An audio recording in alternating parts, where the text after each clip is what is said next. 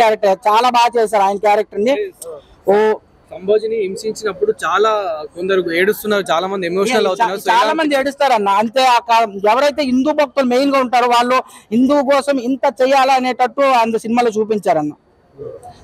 ఔరంగజేబ్ అయితే చాలా ఆలయాలు కూల్చేశాడు. దాని గురించి మాత్రం ఎక్కడ అప్పుడు ప్రభుత్వాలు కానీ అప్పుడు హిస్టరీలో కూడా రాయలేదు, తక్కువ రాశారు. సోమనాథ ఆలయాన్ని కానీ, గుజరాత్ లో సోమనాథ ఆలయాన్ని కానీ, హరిద్వార్ లో, అయోధ్య, కాశీలో విశ్వనాథ ఆలయాన్ని ఇవన్నీ కూల్చింది ఔరంగజేబే. కానీ వీటి గురించి ఆయన గురించి ఎక్కువ రాశారు, మొఘల్ సామ్రాజ్యం గురించి. ఈ సంభూజీ గురించి ఎక్కడ పాఠాలు కానీ లెసన్స్ కానీ లేవు. దాని గురించి ప్రభుత్వం ఆలోచించి సంభూజీ గురించి, ఛత్రపతి శివాజీ గురించి యాడ్ చేస్తే బాగుంటాయి. సాంగ్స్ అంత ఇంట్రెస్ట్ లేదు. నేను 2 సాంగ్స్ బయటకు వచ్చాను. రష్మిక మందన యాక్టింగ్ ఎలా అనిపించింది? బాగానే ఉంది. అంటే స్టోరీ పక్కనే మన డైరెక్టర్లు ఎలాంటి స్క్రిప్ట్లు సెలెక్ట్ చేసుకునే ఛాన్స్ ఉందంటారా?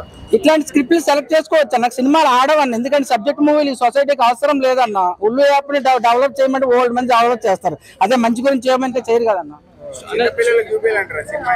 చిన్నపిల్లలకి అంటే స్కూల్ ఎడ్యుకేషన్ ఉండే వాళ్ళకి అదే 6th, 7th, 8th, 9th లోనే ఎక్కువ హిస్టరీ ఉంటది అన్న. వాళ్ళకి చూపిస్తే ఈ హిస్టరీ గురించి కొంచెం నాలెడ్జ్ వస్తుంది వాళ్ళకి. అదే వాళ్ళ ప్రొఫెషన్ అన్న, వాళ్ళ ప్రొఫెషన్ మనం ఎట్లా తప్పు పడతాం, వాళ్ళు అదే ప్రొఫెషన్ ఎంచుకున్నారు. వాళ్ళు ఇప్పుడే నా ప్రొఫెషన్ మానే వదిలేసి మంచి ప్రొఫెషన్ లోకి వస్తే బాగుంటది. తెలుగు డబ్బింగ్ ఎలా అనిపించింది? బాగానే ఉందండి, పర్వాలేదు.